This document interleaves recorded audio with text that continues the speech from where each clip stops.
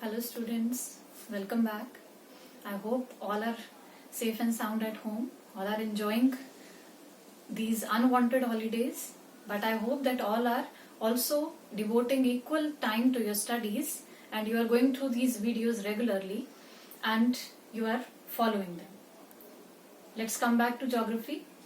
We had started with the chapter atmosphere, so we will continue with that. We had in the previous, let us just move back and see what we had done. We had talked about the layers of atmosphere, and today we are going to talk about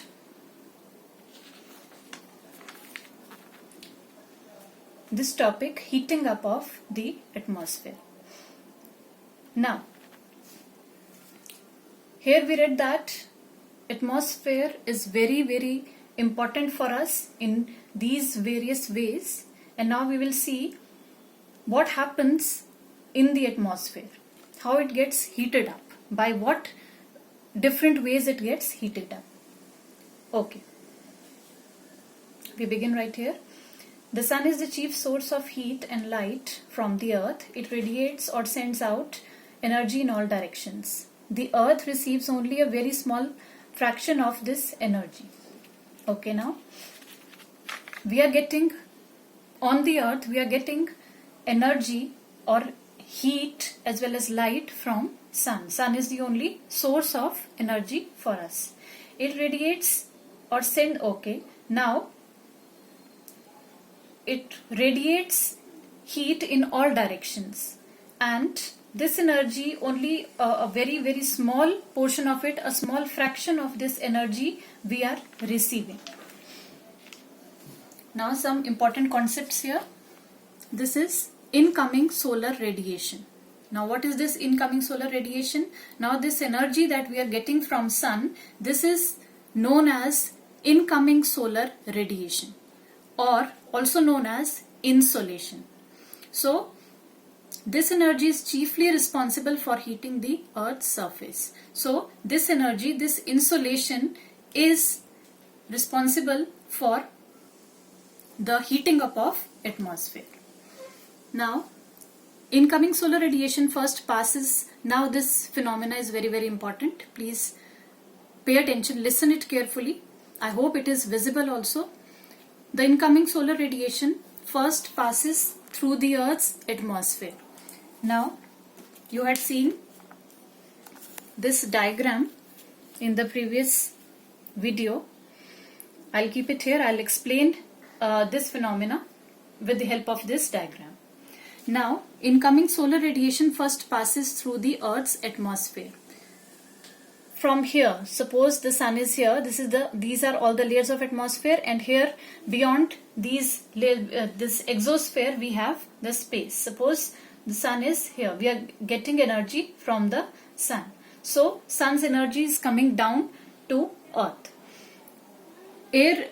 Okay, the air, the clouds and the dust particles present in the atmosphere reflect a part of incoming radiation back into space. Now we have clouds here, we have in troposphere, we have dust particles, etc. We have air here. So all these reflect this energy, this sun's energy that is coming down to Earth. These are reflecting that energy back to space. Fine. And only a fraction of it, a little portion of it is reaching the Earth's surface. So this energy is reflected back. Then let us see what happens. A part of the incoming radiation, okay, air, clouds and dust absorb a part of incoming radiation, but this heats up the atmosphere only slightly. Now these clouds, air, dust particles, etc., they absorb this energy. Some of it is reflected back into space and some of this energy is absorbed by these. These means these clouds, etc. So they are trapping this energy here. Then what happens? About half of the incoming radiation reaches the Earth's surface. The Earth's surface is heated by this energy. So only a little portion, as I told you, only a little portion of it reaches the Earth, and that little portion, that small fraction of energy that is reaching the Earth's surface, that energy is heating up the Earth's surface. So Earth's surface is getting heated up by that fraction of energy that is coming down. The heated surface of the Earth in turn radiates heat. Now when the Earth's surface gets heated up by that energy, this Earth's surface radiates energy, heat back into the atmosphere. Radiates means it gives out. When this Earth gets heated up, it reflects back heat, and that is heating up the atmosphere. Atmosphere is, okay, this is called terrestrial radiation. Atmosphere is heated mainly by terrestrial radiation. Now Earth's surface is radiating heat, this Earth's surface, and that heat is heating up, or that energy is heating up the atmosphere. So this is known as terrestrial radiation. Means sun is giving out energy, some of it is reflected back into space, some of it is reaching down the Earth's surface, and this energy that is reaching Earth's surface, it is heating up the Earth's surface, and this heated Earth's surface is giving back the energy, and that energy is heating up the atmosphere. So it means that atmosphere is not directly heated by the heat of the sun that is coming down. It is indirectly heated by the Earth's surface. So this is known as terrestrial radiation, and atmosphere is heated by this terrestrial radiation. The air near the Earth's surface gets heated by being in direct contact with the Earth's hot surface. This is known as conduction. Now what is another concept here? What is conduction? Earth's surface gets heated up, and then layer by layer it heats up the parts of atmosphere. The layer that lies near to the Earth's surface, the part that is near to the Earth's surface, that will get heated up first, then the next layer, then next, and then so on. So this kind of heating is known as conduction. So this is the concept that you have to remember. Then comes another concept. When the air near the ground is heated, it expands, becomes lighter and rises. Now we read about conduction here. We will now read about convection.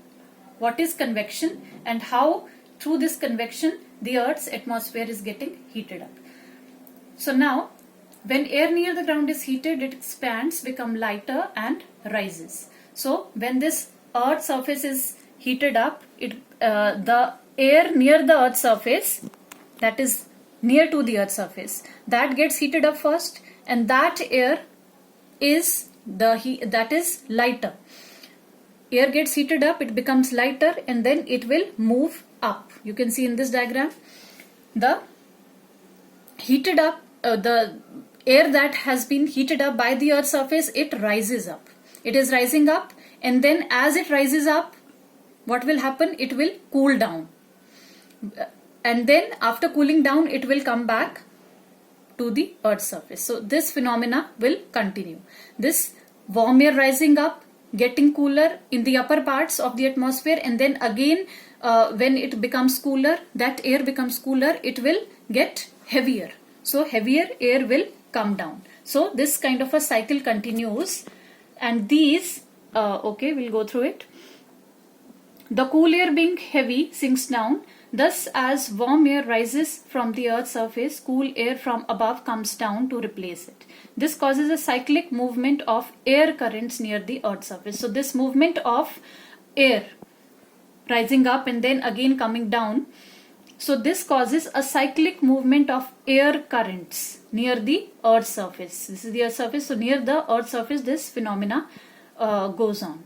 These air currents transfer heat upwards. So this movement, this cyclic movement, is also transferring heat upwards. So this is also another way through which the atmosphere gets heated up.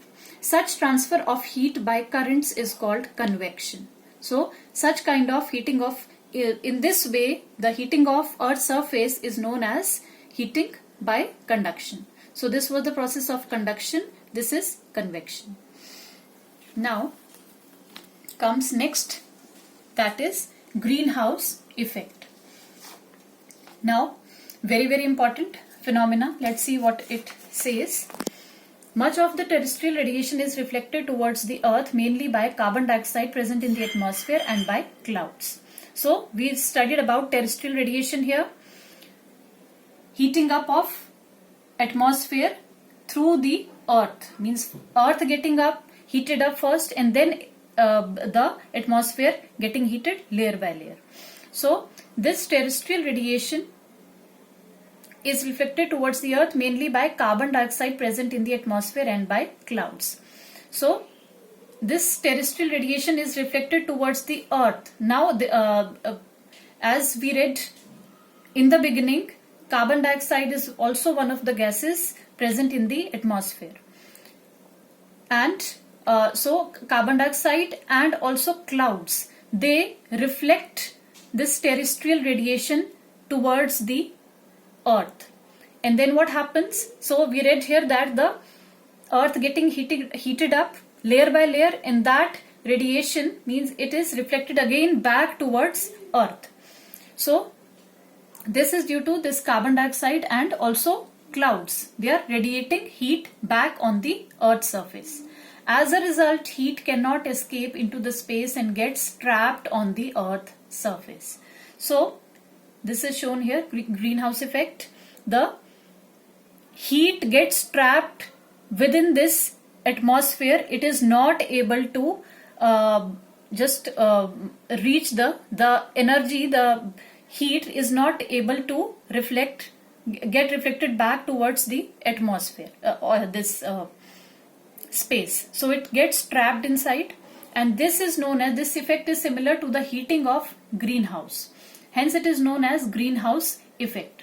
So the name has been given accordingly, greenhouse effect. In greenhouses also you have such a phenomena. The heat is trapped inside. So similar things happen here in the atmosphere, and the gases causing it are called greenhouse gases. And the gases that are causing this effect, that are helping the air to get trapped inside the atmosphere, they are known as greenhouse gases, and main one is your carbon dioxide. Now, what is the benefit of this? Without this trapping of heat, the earth would have been very cold at night when there is no insulation to replace the heat lost through terrestrial radiation. Now, if there was no trapping of energy, no trapping of heat within the atmosphere, what would if that energy escaped into the space, what would have happened? It would have been very cold, and it would not have been possible to exist here on earth. So in fact, it would have been so cold that we would not have survived. The greenhouse effect is essential for our survival. So it is this greenhouse effect is very important, very essential for living. But too much of it can be harmful. If it goes on increasing, it could cause global warming. But too much of greenhouse effect, or maybe increase of carbon dioxide, in other words you can say increase in carbon dioxide in the atmosphere, would be very harmful. So there has to be a proper balance of these gases, greenhouse gases that are there in the atmosphere, and it could cause global warming. That is a gradual rise in temperature across the world. So what is this global warming? Rise in temperature across the world. So just a huge rise in temperature, and that goes on increasing every year. So that is global warming. We will come back to this again in detail. Now comes threats to the atmosphere. What are the threats to the atmosphere? What all things are harming our atmosphere? Now, first of all, air pollution. What is air pollution? Any harmful change in the composition of air is known as air pollution. This is the definition of air pollution mentioned here. Any harmful change in composition of air. This may happen if the processes regulating the composition of air are disturbed or if harmful substances are added to the air.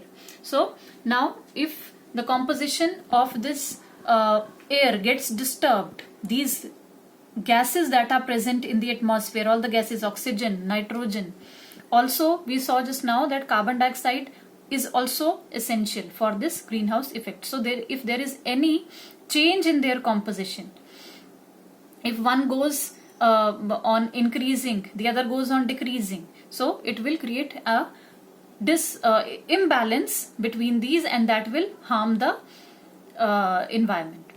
Such substances that cause pollution are called pollutants. So these substances or what are pollutants? These substances that are added to air, they are known as pollutants.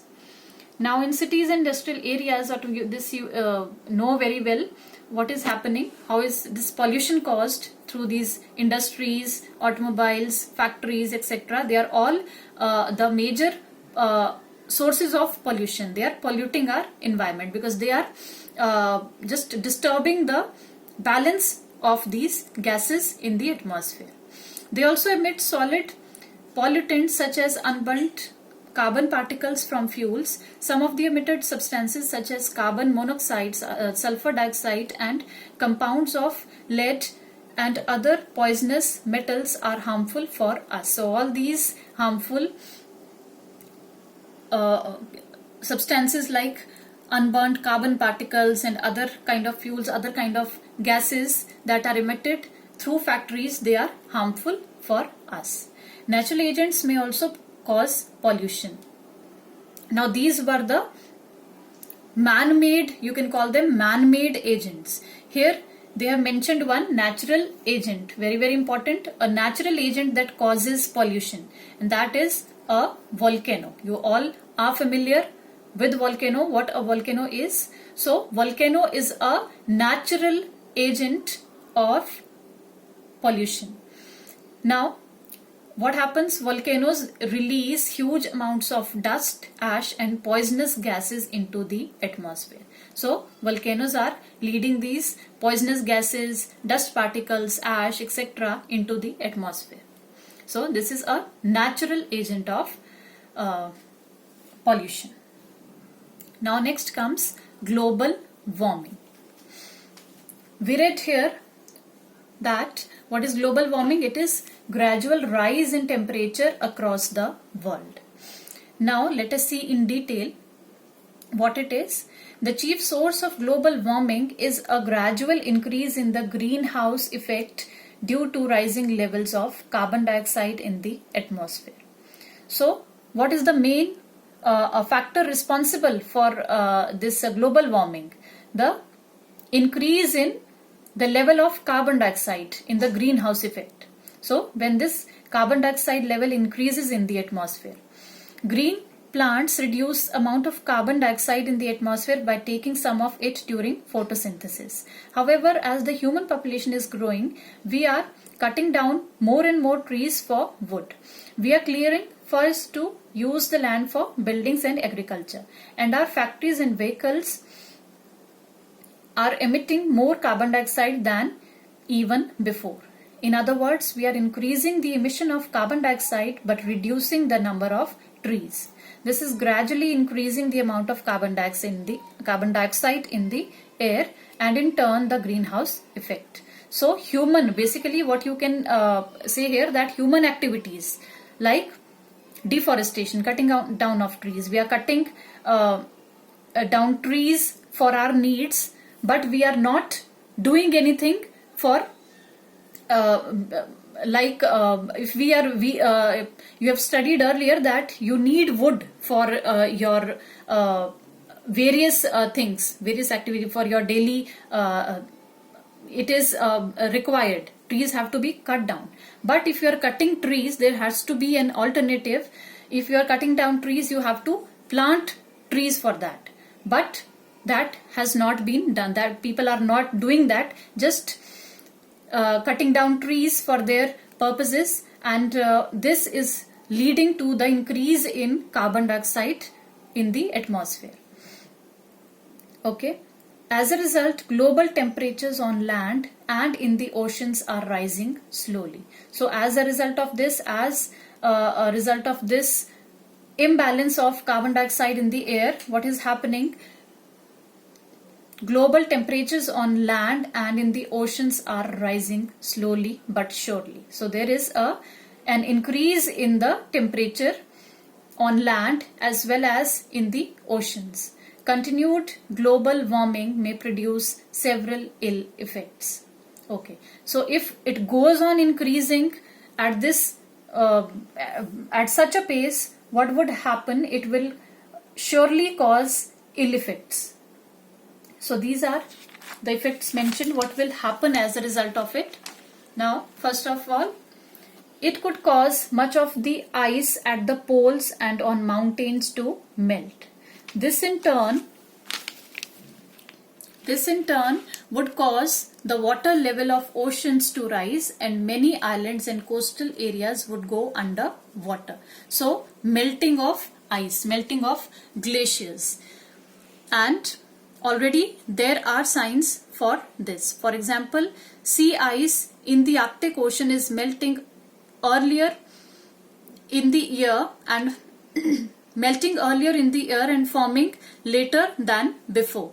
Glaciers across the world are retreating, that is becoming smaller. The sea level too is rising.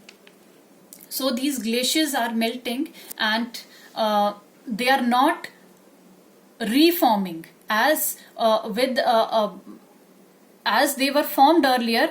With a pace they were formed earlier, they are not being formed anymore, and they are just increasing the sea level and thus harming the human as well as all plant and animal life. Second is climate and rainfall patterns may change. Already many places are having long spells of drought, very dry weather or severe storms and floods at unexpected times. So it is affecting our climate and rainfall pattern. Unexpected floods, storms, etc. So unpredictable weather. So it is adversely affecting our climate. Then is the general rise in temperature may change the seasonal behavior of some plants and animals. Okay, for today we will